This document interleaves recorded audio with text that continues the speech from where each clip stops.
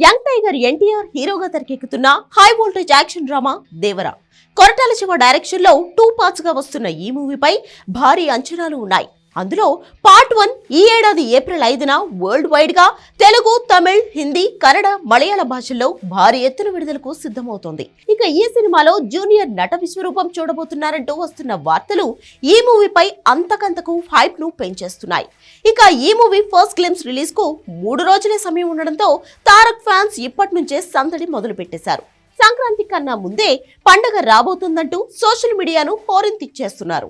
ఈ cinema updates కోసం ఆసక్తిగా ఎదురు చూస్తున్న ఫ్యాన్స్ కు న్యూ ఇయర్ రోజున గుడ్ న్యూస్ చెప్పారు మేకర్స్. జనవరి 8న ఈ మూవీ ఫస్ట్ గ్లిమ్స్ ను రిలీజ్ చేయనున్నట్లు ప్రకటిస్తూ ఎన్టీఆర్ కొత్త పోస్టర్ ను విడుదల చేశారు. అలలతో ఎగిసిపడే సముద్రంలో బోట్ పైన టీవీగా నిలుచున్న తారక్ లుక్ అందరినీ విపరీతంగా ఆకట్టుకుంది. యంగ్ టైగర్ లుక్ ఈ మూవీపై ఎక్స్పెక్టేషన్స్ ను మరింత పెంచేసింది. దేవరతో కొరటాల శివ అండ్ టీం ఎలాంటి సెన్సేషన్ క్రియేట్ చేయబోతుందో అన్న అంచనాలు ఆకాశమే హద్దుగా పెరిగిపోయాయి. జనతా గ్యారేజ్ తర్వాత ఎన్టీఆర్ కొరటాల శివ కాంబినేషన్ లో రాబోతున్న చిత్రం ఇది.